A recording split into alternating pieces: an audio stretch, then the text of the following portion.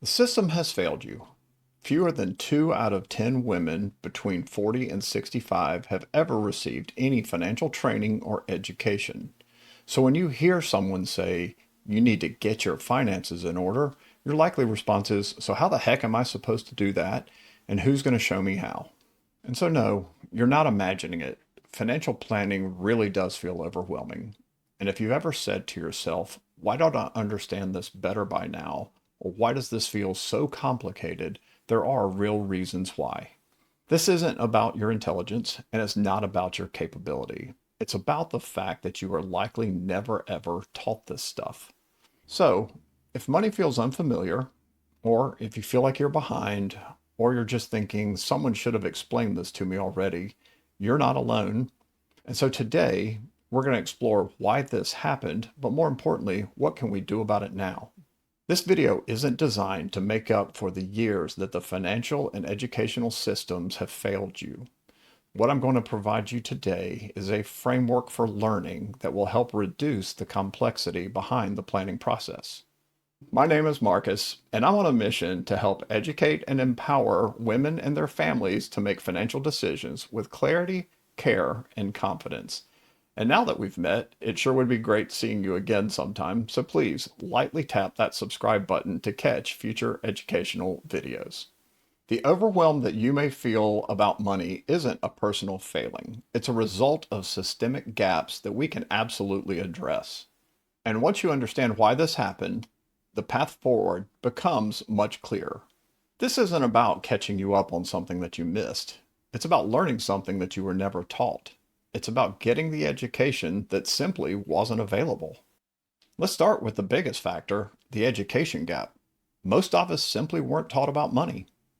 The research unfortunately shows that women in midlife received far less financial education than what's available today. Recall what I said at the opening of this video, that less than 2 out of 10 women have received any financial literacy education. You learned about algebra or chemistry or history, but no one ever taught how compound interest works, or when should I start taking my Social Security, or how can I avoid overpaying on my taxes.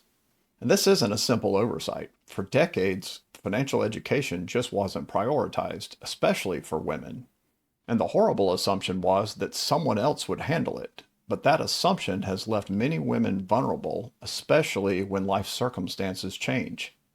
For many women, especially Gen X and older, money management has been divided along traditional lines.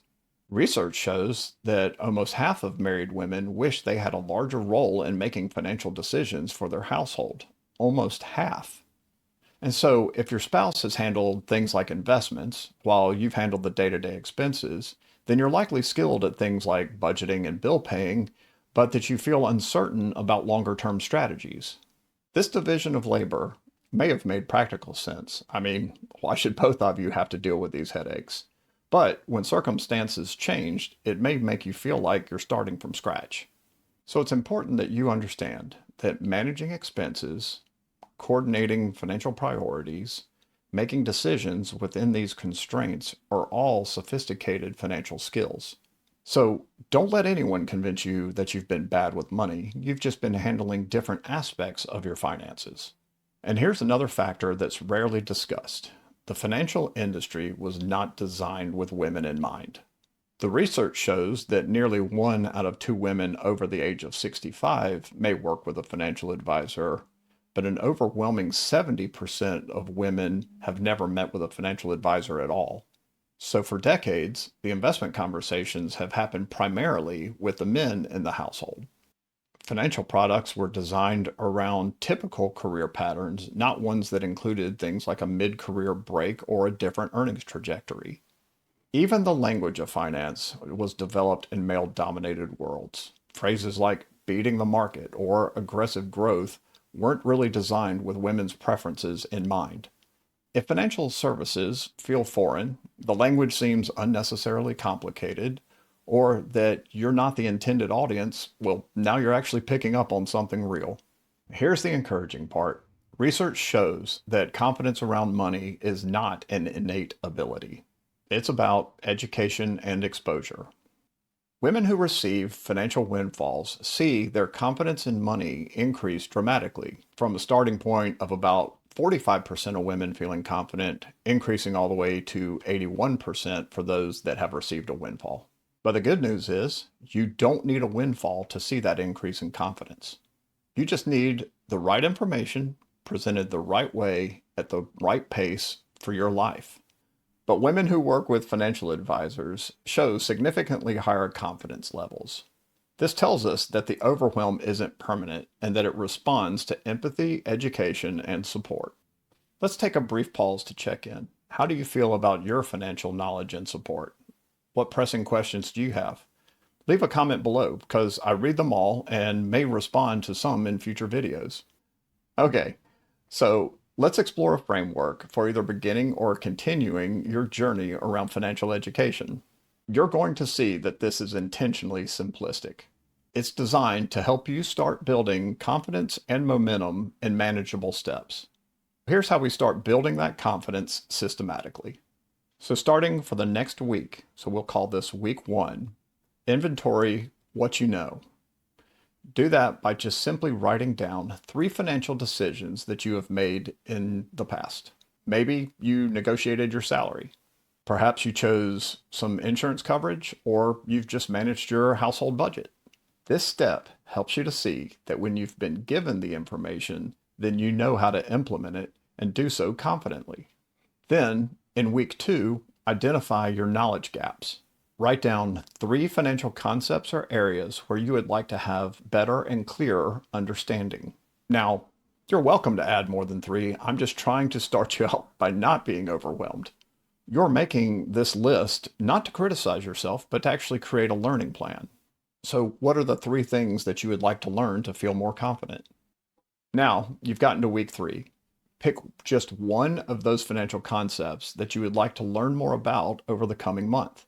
Maybe it's, how does my retirement account work? Or when should I start taking Social Security payments?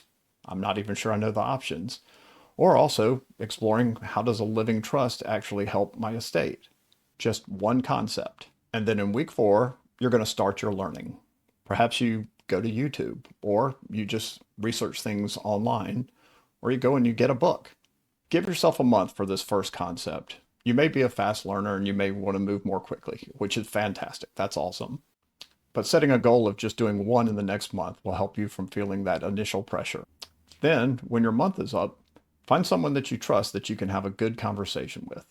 Feel free to ask questions to them without apology, but then at the same point, share what you've learned as if you're teaching them. Because when we teach something, it is a fantastic way to help us to understand that knowledge better.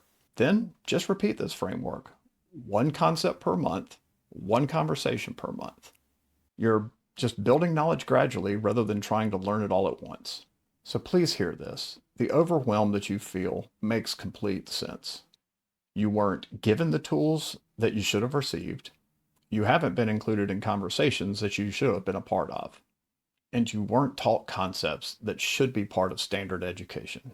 But that's changing today. You're choosing to fill those gaps just one at a time at what makes sense for the pace of your life. Here's what gives me hope. More than 7 out of 10 women are interested in receiving financial education. So this means that you're not alone in wanting this. In fact, you're in the majority that recognizes the value of gaining this knowledge. So start with 1 step this week, because the knowledge that you're building now is going to serve you for years to come.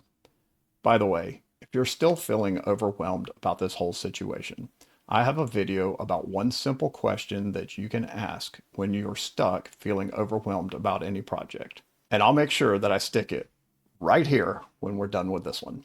If you'd like to have a conversation with someone who has been helping women and their families for over 20 years, please see the link in the description to schedule a free 30-minute conversation. In fact, we might even go over a little if you want. And remember, I'm doing these videos to give you the education that you need to make financial decisions with confidence. If this video helped you, please lightly press that thumbs up so that this video will be shown to other people that you may help also. I appreciate you, and I'll see you soon.